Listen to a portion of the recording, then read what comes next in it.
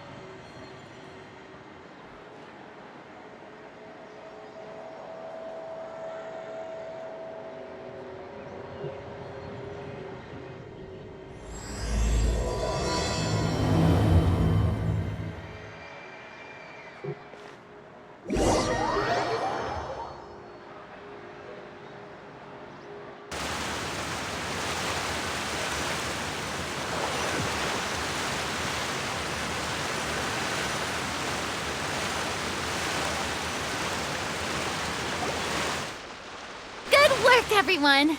We're looking to wrap with our two main ladies today. I can already smell our success. What do you mean, looking to wrap?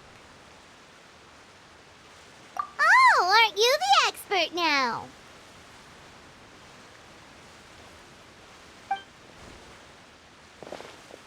This upcoming scene is the two musketeers' final confrontation with the Baron. There will be quite a bit of action, but no choreography beyond what we've already rehearsed. Anyway, get ready. Lights, camera, action! The view is beautiful tonight. It reminds me of that fateful night 10 years ago. And now that I've said it, I can even make out the faint fragrance of herbal tea in the air. Enough, villain! It's time that you pay for the death of our mother! My dear Iris, have you forgotten your manners? How can you speak like this to your own father? I'd sooner swallow all of my teeth than call you father. What did I expect? Seems the daughters have turned out to be just as obstinate as their foolish mother. In this world, mora and status is everything. She thought she could blackmail me using her children and force me to grant her recognition and concessions? Ah, how naive can a woman be? Mother never asked a single thing of you.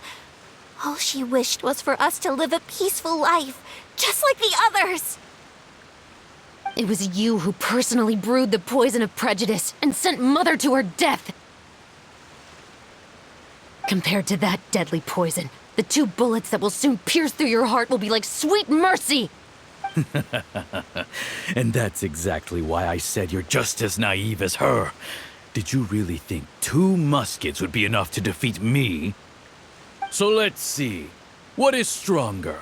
Mora and power, or the 2 muskets in your hands?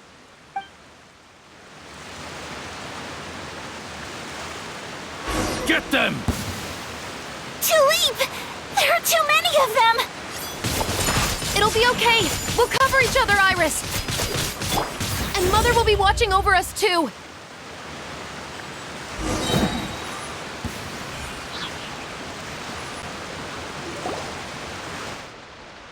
You've lost. We are no... You lost your mother, and will soon kill your father as well. What will you gain in the end, other than sentences for your crimes? We will gain our long-awaited justice.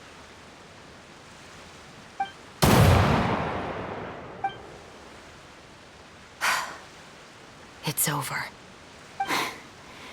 Finally, it's over.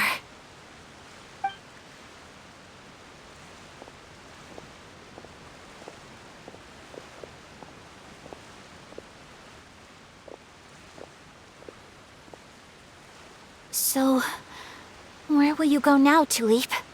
I'm not too sure, Iris. Maybe somewhere with lots of flowers? After all, Mother always did love going where the blossoms were. What about you? I want to go visit Mother's grave. Yeah, that's not a bad idea. Huh? Tulip, look! What is it? It's Mother's favorite. The rainbow rose. Look, it's blooming again.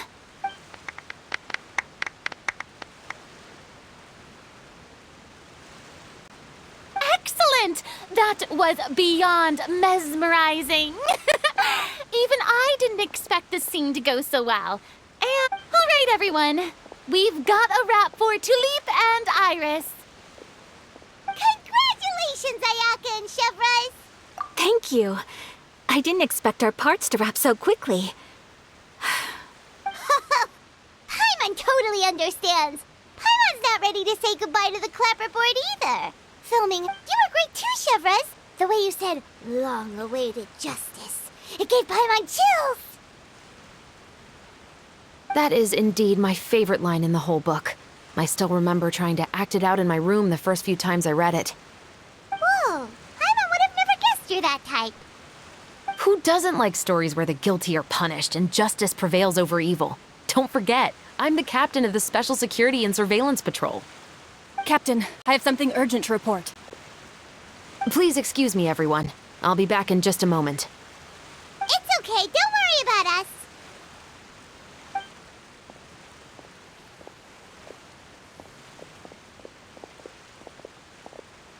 Oh? Was she whisked away by work already? I was just about to tell her how great she did. It seemed like some urgent official business. Then perhaps we should thank the stars that we were able to wrap both of your parts so quickly today. Switching around the filming schedule would have been a real pain. Anyway, I actually came over to let everyone know that we're all done for today. You can go home and get some rest. And one last thing, Miss Ayaka. Your acting skills today were immaculate as always. Are you sure you won't consider taking up full-time acting? See, I just happen to know this great troupe that's still looking for a lead actress. Thank you for your kind words, Director Farina. Unfortunately, there are still many matters that I have to take care of back home at the Yashiro Commission. I cannot remain in Fontaine to pursue an acting career. Nevertheless, I will make sure to treasure this incredible opportunity in my heart. Oh, that's a shame. But I understand. Just let me know if you ever change your mind.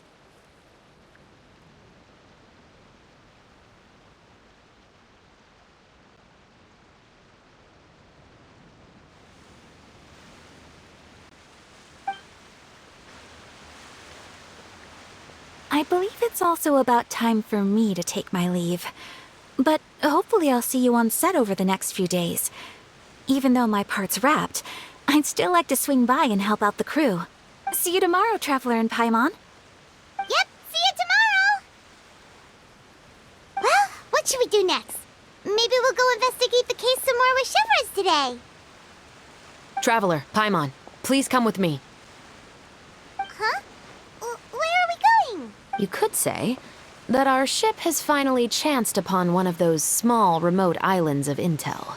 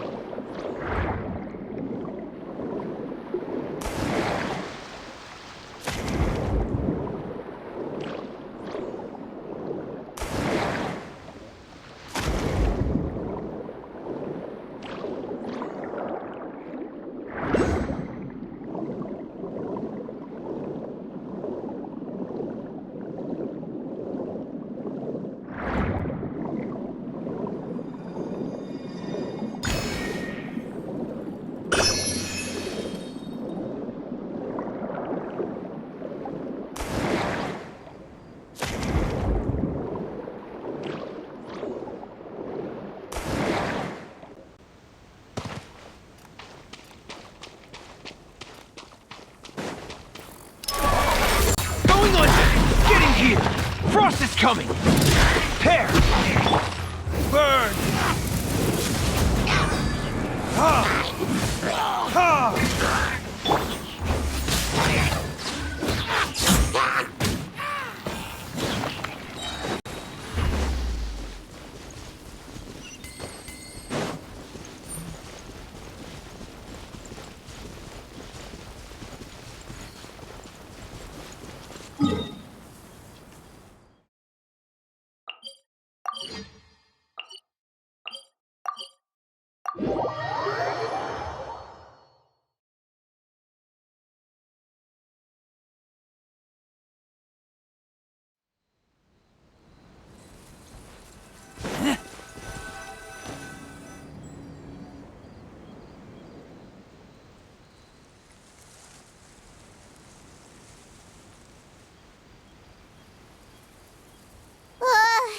Paimon's exhausted.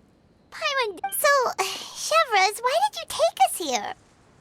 Affirmative. It wasn't anything conclusive, but it should show us a clear way forward. Have you ever heard of someone by the name of Emily? Oh, you mean that famous perfumer? She's a good friend of mine. She's lent me her aid several times in the past to resolve some difficult cases. After I discovered the rainbow rose at the scene of the murder, I sent it to her. After all, she's probably the foremost expert on flowers and scents in all of Fontaine. And then? There was nothing remarkable about the flower or the trace amounts of soil left on it. But according to Emily, the rainbow rose left by the killer was derived from a very rare cultivar. Huh. Paimon didn't know that there were different varieties of rainbow rose. Paimon just thought they grew everywhere in the wild. Flowers that are deliberately cultivated will always show some different features from those that bloom in the wild. We already knew that the rose left at the scene belonged to a special cultivar, but with Emily's expertise, we were able to pinpoint the place where it was first picked from. Oh, Paimon gets it now. So whoever first planted that rainbow rose was probably the killer. Precisely. And after we checked what we learned against some sales records from the past, we discovered that there's only one person in all of Fontaine who could grow and sell this specific cultivar. Really? And who is it? It's the novelist. But didn't you say he had an alibi? To be clear, I haven't changed my mind about him. I still don't think he was the one who pulled the trigger. However, that doesn't mean the true culprit never visited him at his home or never purchased a rainbow rose from his garden. Whatever the case, we will have to confirm a number of things with him. So you mean the next place we need to go is... Yes, we're going to pay him a visit at his home.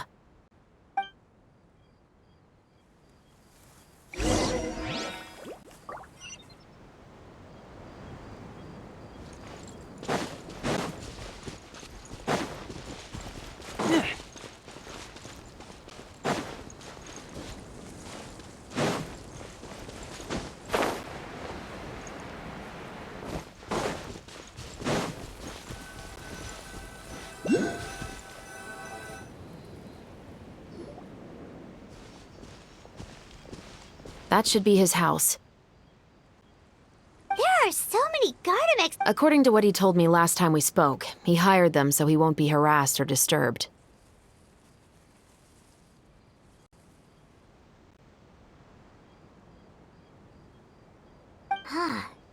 So there are a lot of flowers in his garden, but Paimon doesn't think we'll be able to pick one without alerting the Gardamex. Right. Which is exactly why I think there has to be a special connection between him and the killer. So, should we knock? Just wait here for now. I'd like to take care of a number of those Gardamex first. But they're so far away. How are you planning to do that? Don't forget, Paimon. I'm actually the real-life captain of the Musketeers.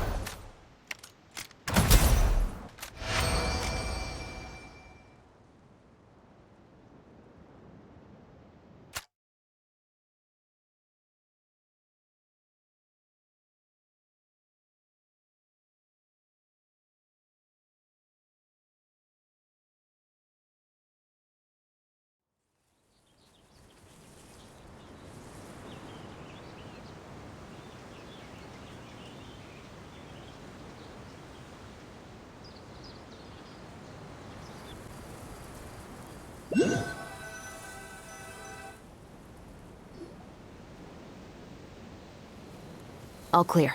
Let's go. Wait! Paimon's a little nervous now that we know he could be the killer. Can we go over our plan of action again? I'll go knock on the door and make sure it's safe inside. Once we're sure that we're in the clear, I'll ask him to come with us for a quick round of questioning at the guard's headquarters. But can't we just arrest him? We still have no evidence that he's the killer, or that he lent the killer any direct aid. Still, it would be appreciated if you could pick a rainbow rose from his garden for me while I'm talking to him. It'll help the Marachose Phantom confirm Emily's theory. Sure, no problem. Just be careful, Chevreuse.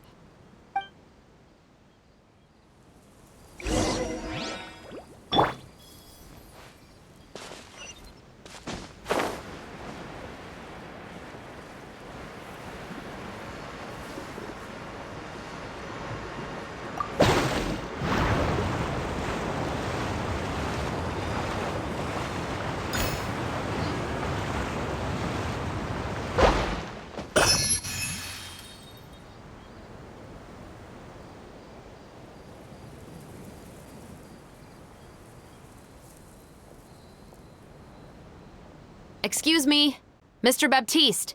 Who could it be at this hour?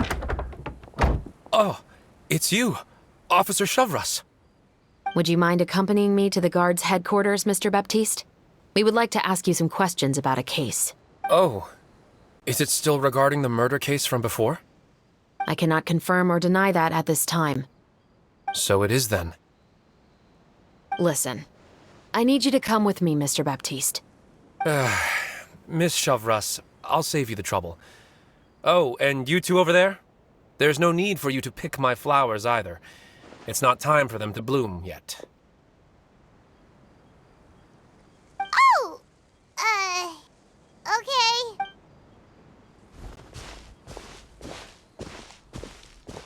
By saving me the trouble, you mean... I will confess. I was the killer. Huh? He just admitted he's guilty! Please relax, everyone. I'm not armed. The musket you're looking for has been buried in my backyard. Then it's my responsibility to inform you, Mr. Baptiste, that everything you say right now will be used as evidence for the inevitable trial. Yes, I am perfectly aware of that. I must say, I hate this feeling. Oh? Is it because I confessed? Or because you've been proven wrong? Both, I suppose. For the same reason as the one I wrote out in my novel, of course. I did it to exact revenge.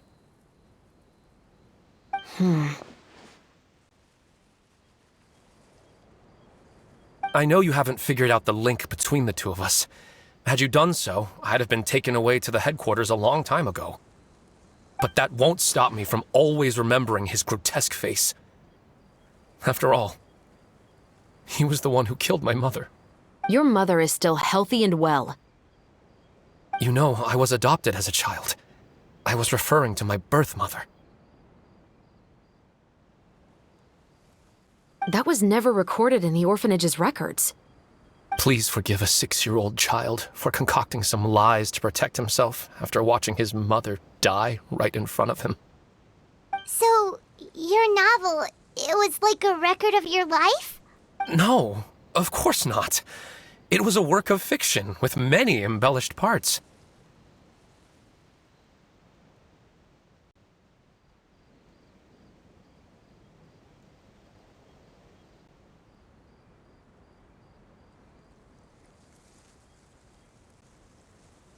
But I am indeed the illegitimate son of a wealthy and influential man who abused his power to murder my mother. That part was 100% real.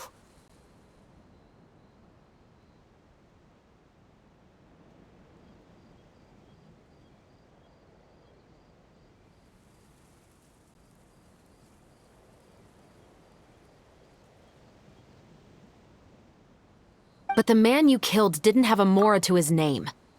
He was a hired assassin. An irredeemable beast who sank his fangs into a defenseless woman just for a few bags of Mora. But if that's really the truth, you wouldn't be telling us any of this now. You still haven't managed to take revenge against your father, the true mastermind behind it all. I never thought I'd hear that kind of thing from the captain of the Special Security and Surveillance Patrol. I'm simply skeptical about your motives. It's simple, really. I've grown tired of everything and don't want to shoulder this burden anymore.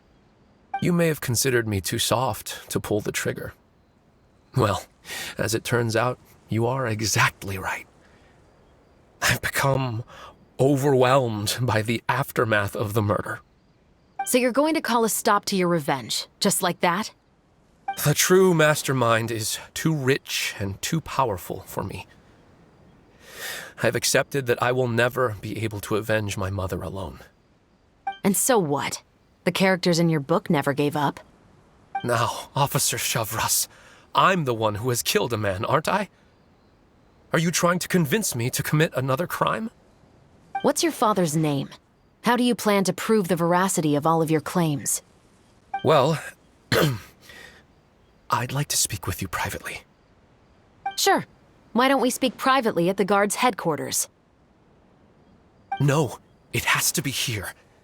I must ensure that we won't be overheard. Fine. Let's talk here. When I said won't be overheard, I meant by anyone. I would like to speak with you and you alone.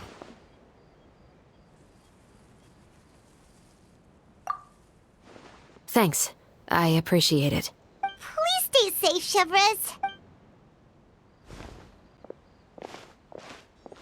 All right. Let's hear it. Will you really believe what I'm about to say? Well, that depends on what you're going to tell me. Fair enough. Fair enough. Then listen.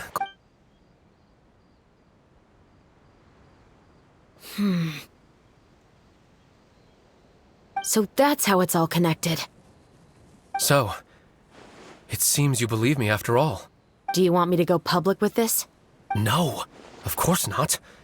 At least, not right now. Then why did you bother telling me? You've read my work. What do you think? Even if you were to go public with all of this right now, it's been too long.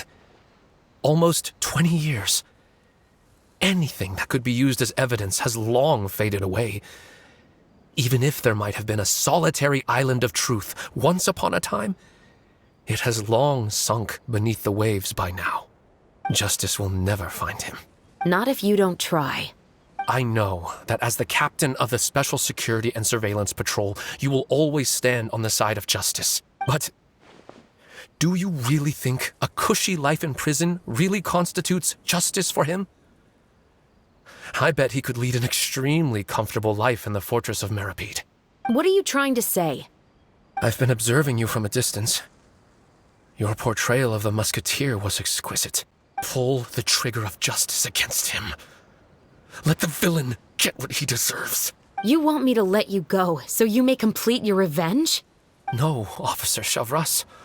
I know that would be impossible. No. What I'd like is for you to perform the deed on my behalf. Oh, Chevres sure is taking her time. What could they be talking about anyway? Oh, Paimon's worried. What if he decided to attack her? Oh, you do have a point. Still, do you have any idea who the rich person might be? And why the novelist doesn't want us to hear what he's saying to Chevres? Sorry to keep you waiting, you two. Hey, how did your talk go?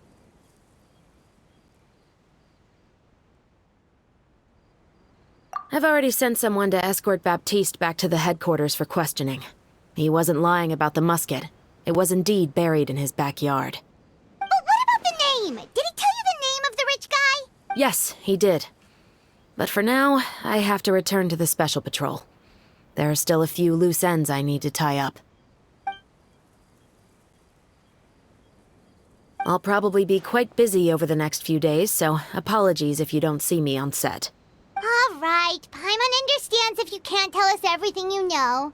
We'll just keep an eye on the Steambird then. Actually, there's still something else I need your help with.